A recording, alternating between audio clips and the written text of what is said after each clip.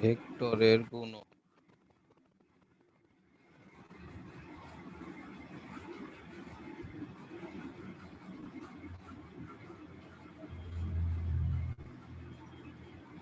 ভেক্টরের গুণন কয় ধরনের ছিল?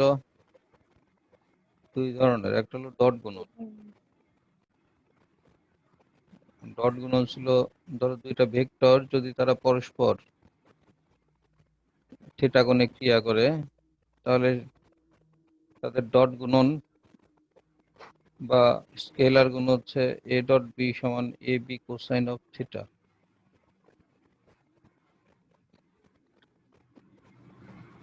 আর তাদের ক্রস গুণন বা ভেক্টর গুণন এ বি সাইন থিটা, তার সাথে একটা ইউনিট ভেক্টর গুণ হবে A B sine theta into eta. Cross গুণন বলা হচ্ছে, ক্রস গুণন বা ভেক্টর গুণন বলা হচ্ছে যে দুটো ভেক্টর গুণ করার ফলে এখানে যে নতুন রাশিটা আমরা পাচ্ছি সেটা একটা ভেক্টর রাশি, তার দিক আছে, এজন্য একে ভেক্টর গুণন বলা হচ্ছে। আর স্কেলার গুণন বলা হচ্ছে যে তারা গুণ করার ফলে যে রাশিটা আমরা পাচ্ছি সেটা স্কেলার রাশি, that is A B cos theta একটা স্কেলার কোয়ান্টিটি। এই দুটো আমাদের খুব ভালোভাবে খেয়াল রাখতে হবে। এখান থেকে আমরা 3 ডাইমেনশনাল কোঅর্ডিনেট সিস্টেমে তিনটা ভেক্টর আই, জে, কে এদেরকে গুণ করলে কি হয়, তাদের একই ইউনিট ভেক্টরগুলো গুণ করলে কি হয়, ডট গুণ করলে আই ডট আই সমান জে ডট জে সমান কে ডট কে, না? তাহলে আমরা বলছিলাম ডট ওয়ান, একই ভেক্টরের ডট গুণন ওয়ান, তাহলে ক্রস গুণনটা কত হবে? তাহলে আই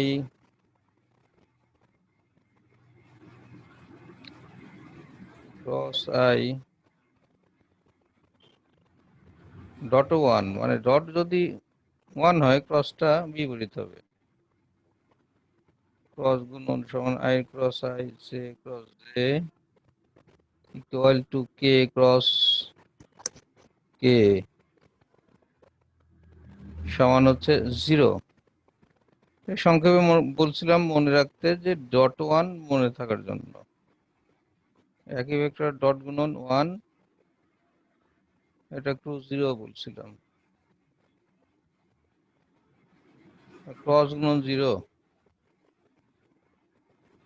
এটা অন্য কোনো বিষয়, এটা জাস্ট মনে রাখার জন্য, তাছাড়া অন্য কোনো বিষয় না এটা। আর ভিন্ন ভেক্টরের যদি হয় ডট গুণনের ক্ষেত্রে I cross sorry I dot J সমান জে ডট কে সমান কে ডট আই ইকুয়াল টু 0, ঠিক আছে? আর ওখানে কি ছিল, ওখানে আই ক্রস জে সমান কত, কে।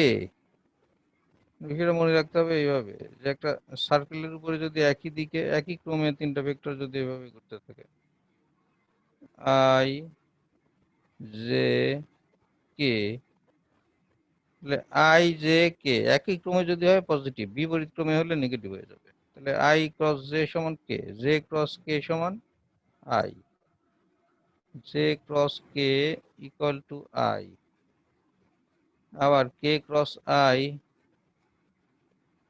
ইকুয়াল টু জে, ঠিক আছে? এটা গেল। যদি এটা উল্টায় দাও, ধরো এরকম করো, একই ক্রমে যদি তুমি না করো গুণন, জে ক্রস আই করলাম, জে থেকে আইতে গেলাম, তাহলে উল্টার দিকে গেলাম না, তাহলে মাইনাস হয়ে যাবে। তাহলে জে ক্রস আই সমান হচ্ছে মাইনাস কে, বিপরীত হয়ে যাবে, কারণ ভেক্টর রাশি দিক চেঞ্জ করলে এর সাইনও চেঞ্জ হয়ে যাবে। কে ক্রস জে সমান কত হবে তাহলে? Minus I, I cross K সমান হচ্ছে তোমার মাইনাস জে, বুঝছো কি? তাহলে এইগুলো আমাদের একবারে খুব ভালোভাবে মনে রাখতে হবে, ছোটস্থ টাইপের, কারণ আমাদের খুব লাগবে একটা অঙ্ক করার সময়। এবং আরেকটা জিনিস আমরা দেখলাম গতদিনে, এটা হচ্ছে যে দুইটা ভেক্টর, যে কোনো ভেক্টরকে তো আমরা 3 ডাইমেনশনাল কোঅর্ডিনেট সিস্টেমে রিপ্রেজেন্ট করতে পারি, তাই না? তাহলে এ বি দুইটা ভেক্টর যদি হয়, তাহলে তাদের ডট গুণন কত হবে? এ ডট বি ডট গুণনটা কি হয়ে যাবে? আমরা যদি 3 ডাইমেনশনাল কোঅর্ডিনেট সিস্টেমে লিখি, এ ভেক্টর 3D তে হলো a1i plus a2j plus a3k, B হচ্ছে 3 ডাইমেনশনাল কোঅর্ডিনেট সিস্টেমে b1i b2j b3k, বা অন্য কোনো, আমি 1 2 দিয়ে লিখলাম, বা অনেক জায়গায় এক্স ওয়াই জেড দিয়ে লেখা আছে, X A Y A Z, ওই কম্পোনেন্ট গুলো ওইভাবে লেখা আছে। যাই বলো না কেন, তাহলে এটা জাস্ট আমরা সরাসরি লিখতে পারবো এইভাবে, a1 b1 plus a2 b2 plus a3 b3। বুঝছো? সরাসরি ডট গুণন 3 ডাইমেনশনাল যদি থাকে এইভাবে আমরা লিখতে পারবো, এতে কোনো সমস্যা নেই।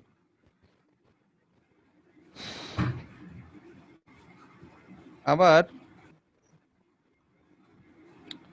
ক্রস গুণনের মাধ্যমে আমরা কি করতে পারি? একটা কাজ, সুন্দর একটা কাজ করা যায় ক্রস গুণনের মাধ্যমে।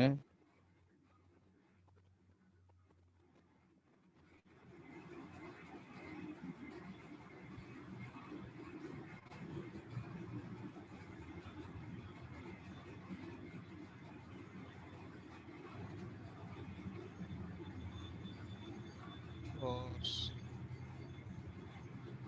গুণনের সাহায্যে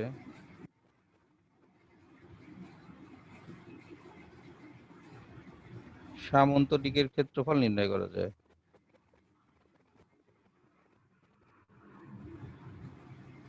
বুঝছো? তাহলে ক্রস গুণনের মাধ্যমে সামন্তরিক, একটা সামন্তরিক আমরা আঁকাই, সামন্তরিকের দুইটা বাহু বরাবর যদি দুইটা ভেক্টর কাজ করে, তাহলে সেক্ষেত্রে কি হয়?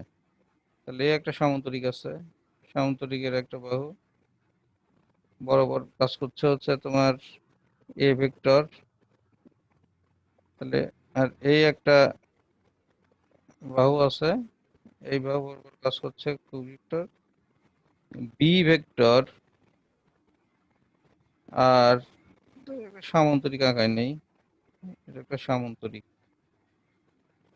সামন্তরিক, সামন্তরিকটা ও পি কিউ আর,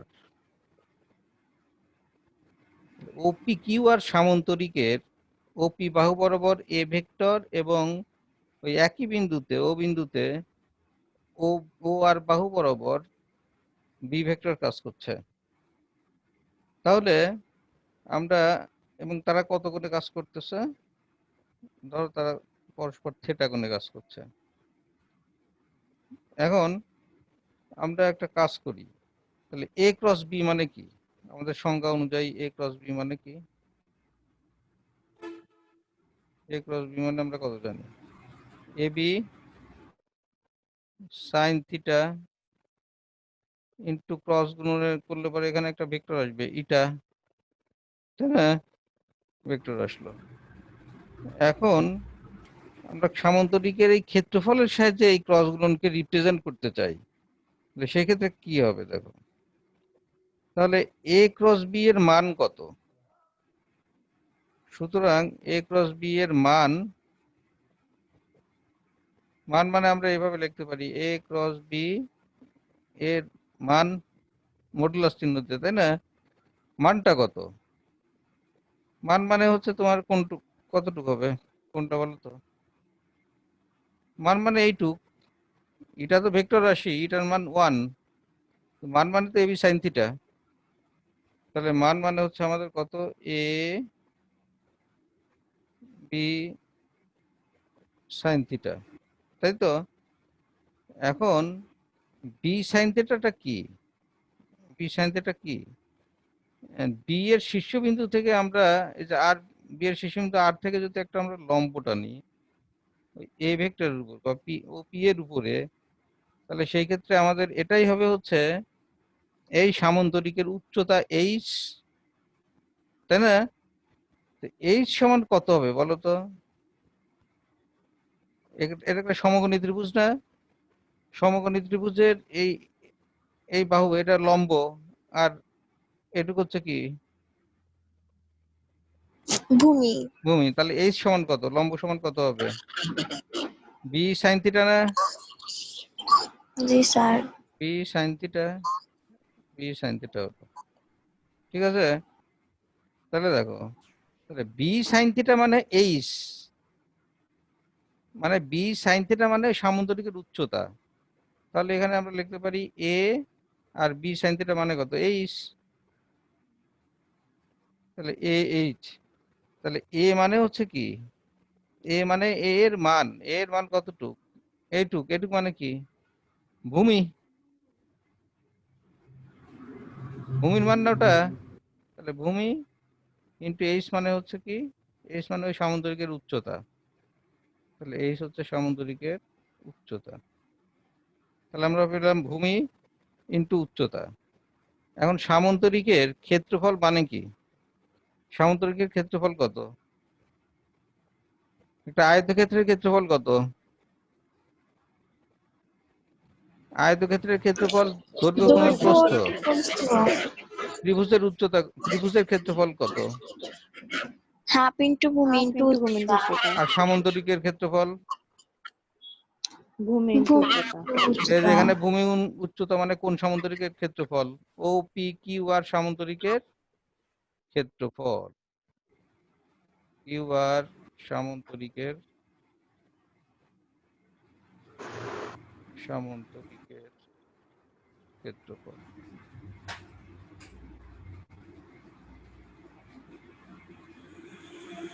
বোঝা গেল কি?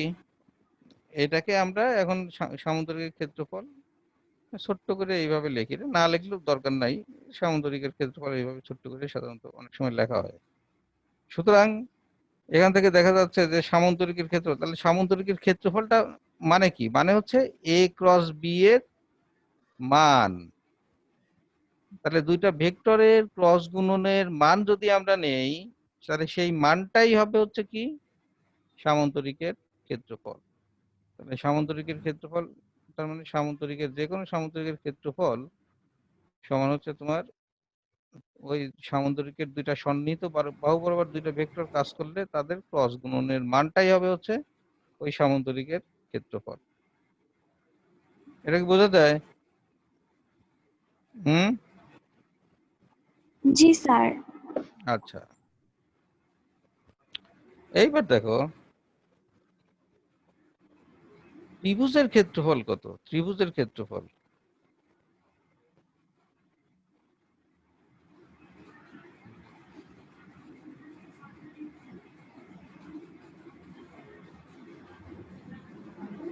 এই যে সামান্তরিকটা আছে ও পি কিউ আর, একে যদি আমি অর্ধেক ভাগে ভাগ করে ফেলি,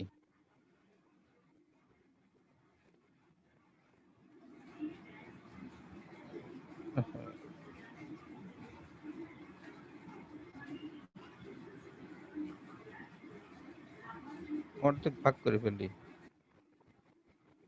তাহলে কি হয়ে গেল সামান্তরিকে, এটা কি হয়ে গেল? অর্ধেক ভাগে ভাগ করে ফেলি যদি এইভাবে, কর্ণ। দুই পাশে দুইটা কি হলো, ত্রিভুজ হলো না? ত্রিভুজ হয়ে গেল। তাই তো, এটা কি বুঝছো? ভাগ করে ফেললাম, এটা কি দুইটা ত্রিভুজ যে এখানে হলো, দুই ত্রিভুজ কি সমান ক্ষেত্রফল হলো, না ক্ষেত্রফল আলাদা আলাদা হলো? আলাদা আলাদা। ক্ষেত্রফল আলাদা হলো, সমান হলো না। কিন্তু ক্ষেত্রফলের মান সমান হয়ে গেল। ত্রিভুজ দুইটা যে হলো, ত্রিভুজ দুইটার ক্ষেত্রফল কিন্তু সমান, কারণ একটা সামান্তরিকের বিপরীত বাহুদ্বয় তো সমান এবং সমান্তরাল, তাকে অর্ধেক করলে দুইটা ত্রিভুজ হয়ে গেল, তাই হলো না? এই একটা ত্রিভুজ হলো, তাহলে এই একটা ত্রিভুজ হলো, আর এই একটা ত্রিভুজ হলো, দুইটা ত্রিভুজ হয়ে গেল। তাহলে সুতরাং ওই ত্রিভুজের ক্ষেত্রফল কত? দেখি কার আইকিউ ভালো, বলো তো দেখি।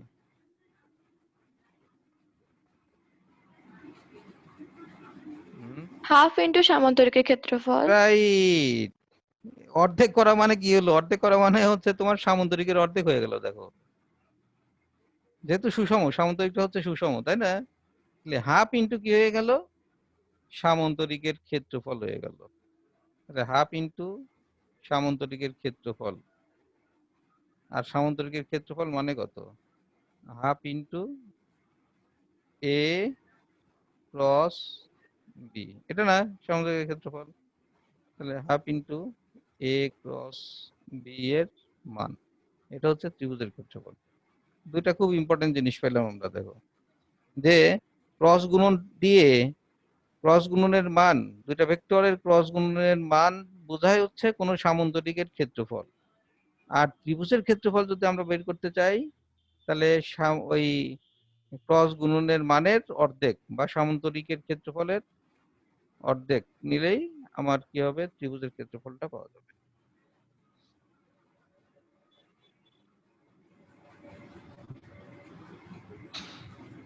এর সাথে আরেকটা জিনিস বলে রাখি, সেটা হচ্ছে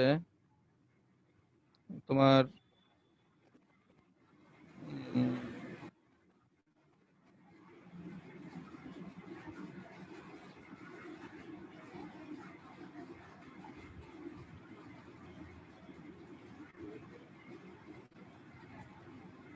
সামান্তরিকের ক্ষেত্রফল আবার আরেকভাবে বের করা যায়। সেটা হচ্ছে এই একটা সামান্তরিক আছে, সামান্তরিক, এই সামান্তরিকের দুইটা কর্ণ আছে। কর্ণ দুটো হচ্ছে একটা পি একটা কিউ। একটা পি কর্ণ আর একটা হচ্ছে কিউ। পি কিউ কর্ণ দুইটা, বুঝছো? এই কর্ণের মাধ্যমে সামান্তরিকের ক্ষেত্রফল বের করা যায়। তাহলে সেক্ষেত্রে এই সামান্তরিকের কর্ণ হবে পি ও কিউ কর্ণ বিশিষ্ট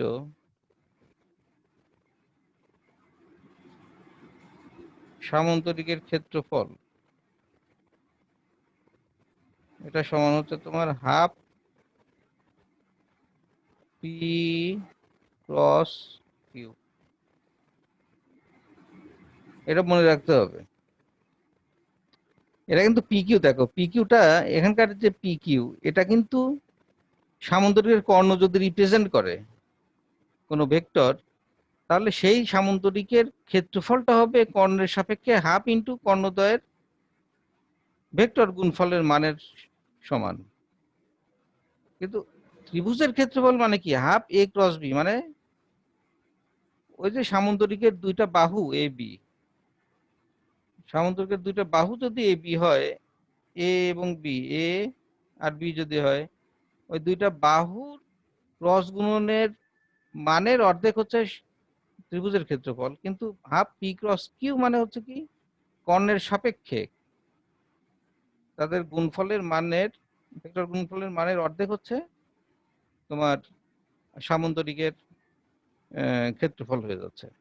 আর যদি সামান্তরিকের বাহু ধরি, তাহলে বাহু হলে শুধুমাত্র এই যে এটা হবে এ ক্রস বি। এই তিনটা জিনিস আমার একটু মনে রাখতে হবে ভালো, বুঝছো?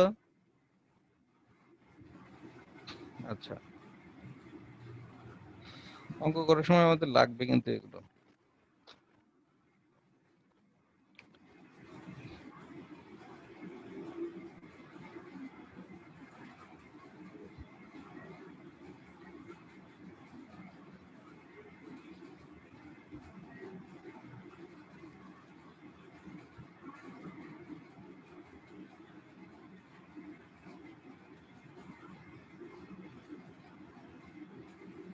হুম।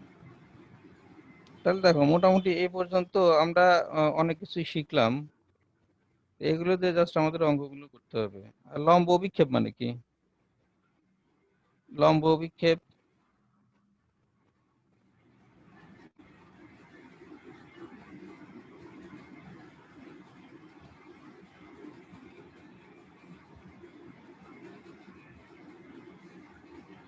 আসলে লম্ব অভিক্ষেপ পরে বলি, অঙ্ক করি, অঙ্কের সাথে সাথে সব বলা যাবে।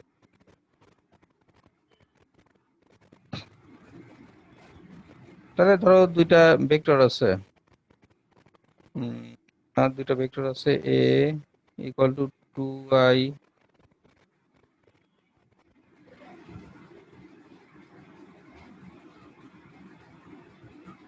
i plus 2i j minus 2k, আর আরেকটা ভেক্টর আছে b equal to 3i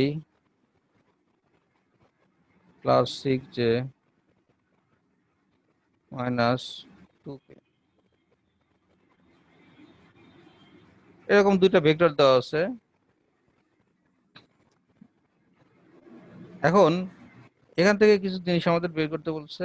number 1, আমাদের বলছে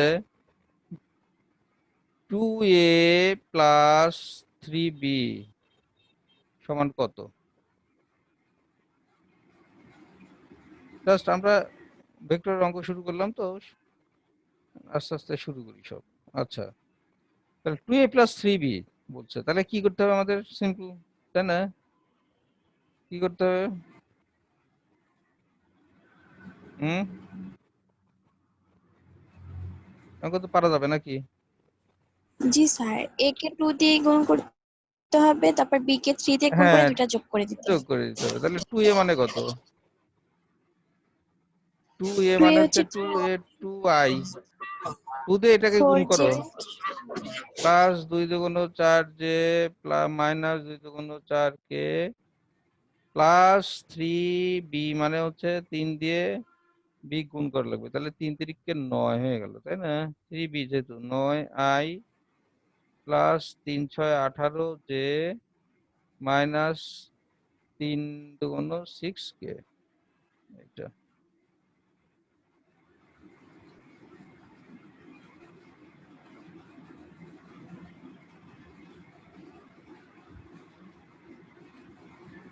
তাহলে এটা সমান কত হচ্ছে? এটা কিন্তু আমরা এটা সমান লিখলাম, এটা সমান লিখলাম, এটা সমান কত হয়? 2 আর 9 11i, 11i প্লাস 18 আর 4 22j, তারপরে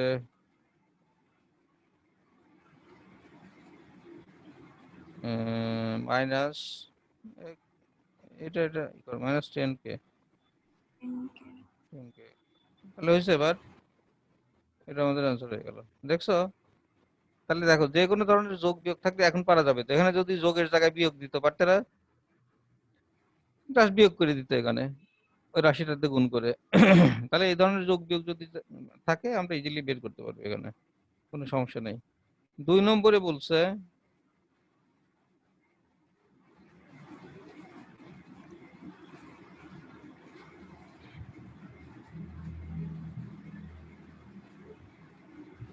a ডট b নির্ণয় করো। a ডট b ডট গুণ কি? ডট গুণন সমান কত, এটা নির্ণয় করো। তাহলে সলিউশন কি হবে? a ডট b সমান এর মান কত আগে বসাই নেই, এর মান হচ্ছে বসাও i plus 2j minus 2k, এর মান লিখতেছি। ডট b আছে কত? 3i plus 6j minus 2k। হুম, ওই যে ডট গুণনের নিয়ম অনুযায়ী a ডট b সমান আমরা কত লিখছিলাম আগে? সরাসরি করব আমরা এখন।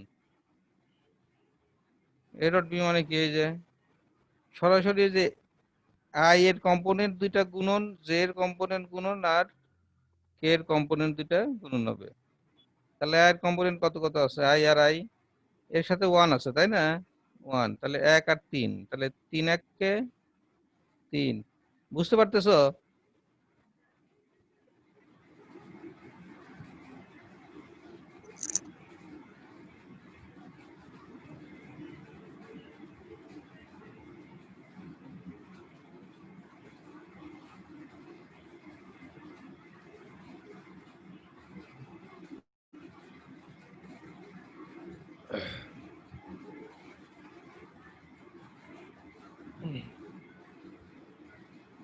বোঝা যাচ্ছে কি?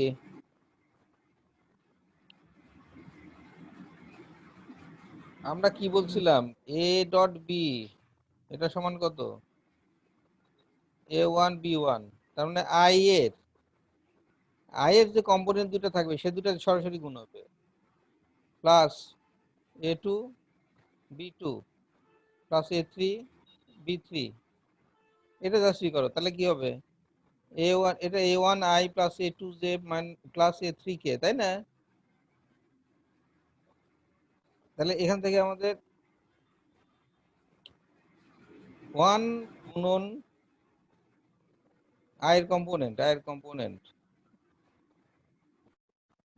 আর সাথে কত আছে, 1 3 আছে, তাহলে 1 গুণ 1 ক্রস না 1.3 মানে 1.3 মানে 1 গুণন 3 যোগ জেড দুইটা হচ্ছে 2 ইন্টু 6, আর এখানে কত হচ্ছে প্লাস -2 into মাইনাস -2. প্লাস না প্লাস -2 আছে ওখানে, আর ওখানে আছে কত -2 না, যেহেতু এখানে সব প্লাস ওখানে কিন্তু মাইনাস থাকলে তো নিয়ে নিতে হবে তোমাকে, তাহলে কত হলো 3 1 3 প্লাস 6 2 12 প্লাস 2 2 4, তাহলে কত হচ্ছে 15 আর 4 19। তাহলে এখানে আমাদের এ ডট বি এর বি হচ্ছে বি সমান হচ্ছে 19 হয়ে গেল। বোঝা গেছে? জি স্যার, বুঝছি। আচ্ছা, এখন বলছে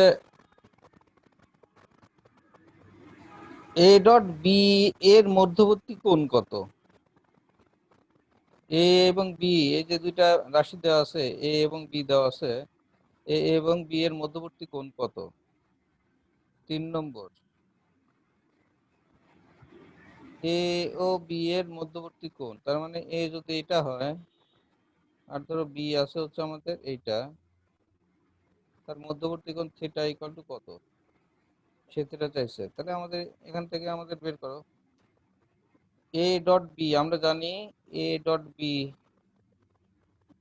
সমান এ বি, যে মধ্যবর্তী কোণ বলা মানেই তুমি এ ডট বি মানে এ বি কস থিটায় চলে যাবে, কস থিটা ওই থিটা আছে ওখান থেকে বের করতে হবে। তাহলে এ ডট বি মানে এ বি কস থিটা, তাহলে এখানে আমাদের কি কি বের করতে হবে, থিটা মানে কস থিটাটাকে বের করে নিই, কস থিটা মানে A dot B divided by A, A মানে এ এর মান আর বি মানে হচ্ছে বি এর মান। তাহলে এ ডট বি মানে কত, এ ডট বি কিন্তু আমরা আগেই বের করে রাখছি, এই যে এটা, তাই না? তাহলে এ ডট বি এর মান হচ্ছে কত আমাদের 19, আর নিচে কত আছে, এ মানে এ এর মান, বি মানে বি এর মান, এ এর মান কত হবে, মান বের করতে গেলে আমাদের নিয়মটা কি, মান বের করার, √/(x² হ্যাঁ রুট ওভার এর মানে কত + y² আছে, + z²। এ মানে আছে হচ্ছে এইটা, তাহলে এ মানে হচ্ছে তোমার x² + y² + z², তাহলে 1² + 2² ± 2 হোল স্কয়ার, আর বি মানে বিটা গুণ করো, হ্যাঁ। বি মানে হচ্ছে এই যে বি এর মান, তো বি থেকে 3² + 6² ± 2 হোল স্কয়ার, তাই না? তাহলে এখান থেকে আমাদের ক্যালকুলেশন করলে 19 ডিভাইডেড বাই এখানে কত আসে, 2 2 4 2 2 4 4 4 8 1 9 3 3 একটা আসে, আর একটা আসে হচ্ছে তোমার 636 আর 4 16, আর হচ্ছে 3 3 9 6 7 7 7 49 7 আসে না, তাহলে এখানে আমাদের কত হলো 19/21, তাহলে থিটার মান কত হবে, সুতরাং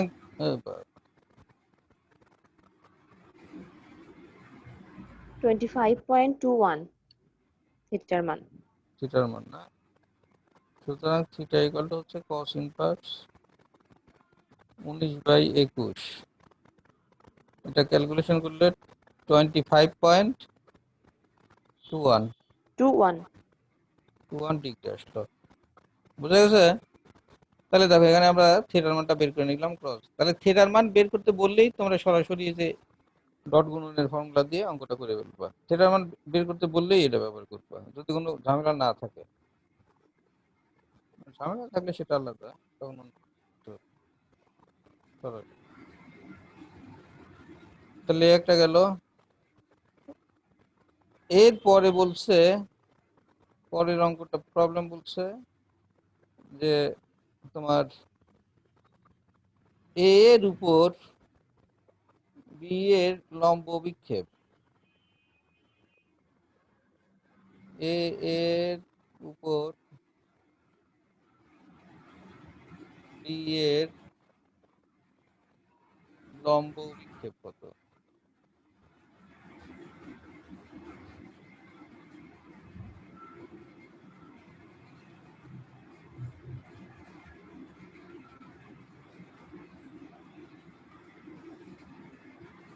লম্ব বিক্ষেপ এর উপর বি এর লম্ব বিক্ষেপ মানে কত বলো তো?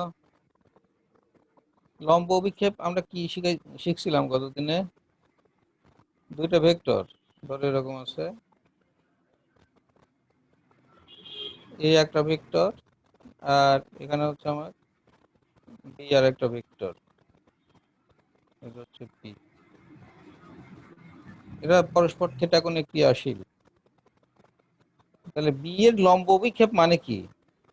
বি এর বি এর বি থেকে যদি আমি এর উপরে একটা লম্ব টানি, তাহলে লম্বটা একে যতটুকু অংশ ছেদ করবে ততটুকুই হচ্ছে বি এর লম্ব বিক্ষেপ। বোঝা গেছে কি? তাহলে বি এর সাপেক্ষে যদি আমরা এটুকু লিখি, তাহলে এটা কি হবে? বি কস থিটা না? বুঝো নাই? জি স্যার। আবার বলতেছে যে এর লম্ব বিক্ষেপটা কি, তাহলে এর লম্ব বিক্ষেপ কি হবে? তাহলে এ থেকে বি এর উপরে একটা লম্ব টানতে হবে, তাহলে বি কে যতটুকু অংশ ছেদ করলো সেটা হবে হচ্ছে এ এর লম্ব বিক্ষেপ। তাহলে এর লম্ব বিক্ষেপ কত হবে? এ কস থিটা উপাংশ জি অনুযায়ী। স্যার। বুঝছো? তাহলে এর উপরে, এর উপর বি জি এর স্যার। লম্ব বিক্ষেপটা আসলে কত? এর উপর বি এর লম্ব বিক্ষেপটা আসলে হচ্ছে যার লম্ব বিক্ষেপ তার কস, সে কস থিটা, এটা চাইছে আমার, বি কস থিটা। ঠিক আছে? তাহলে দেখো এখানে বি কস থিটা আমরা বের করব। তাহলে আমরা জানি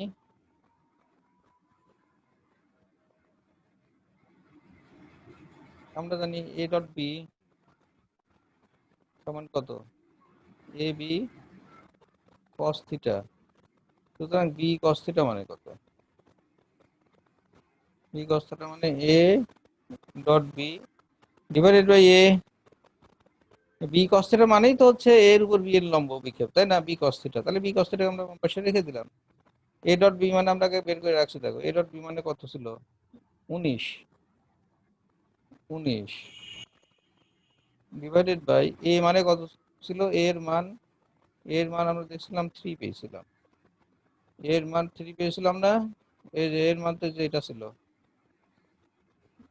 তাহলে হচ্ছে 3 পাইছিলাম, তাহলে 19/3, 19/3 মানে হচ্ছে 19/3, এটা হচ্ছে এর উপর বি এর লম্ব বিক্ষেপ। এখন যদি এখানে চাইতো বি এর উপরে এর লম্ব বিক্ষেপ কত, এখানে বলছে এ এর উপরে বি এর লম্ব বিক্ষেপ, কিন্তু ধরো চাইলো যে বি এর উপরে, বি এর উপর এর এ এর লম্ব বিক্ষেপ, তার মানে কি বের করতে বলছে বলো তো? এ এ কস কস থিটা। থিটা। এ কস থিটা, যার লম্ব বিক্ষেপ সে কস থিটা। তাহলে এটা সহজে আমরা বের করতে পারতাম, A dot B equal to A B cos theta, তখন এখান থেকে এ কস থিটাটা বের করতে হতো। বুঝছো? এটা করে ফেলবো। এই ধরনের একটা অঙ্ক করলো, তাহলে লম্ব অভিক্ষেপ যদি বের করতে বলে সহজে বের করা যাবে, তাই না? আচ্ছা, তারপরে দেখো দিক কোসাইন বের করতে বলছে। দিক কোসাইন, তাহলে দিক কোসাইন গুলো কত কত কি অবস্থা?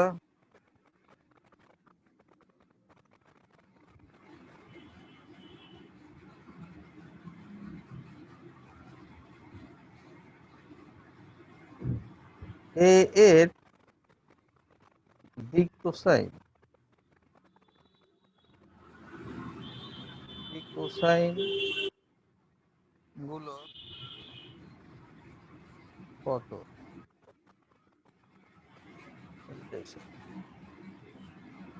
তাহলে এর দিক কোসাইন মানে, দিক কোসাইন মানে কি? দিক কোসাইন মানে মনে আছে কিনা তোমার এই যে থ্রি ডাইমেনশনাল কোঅর্ডিনেট সিস্টেমে স্যার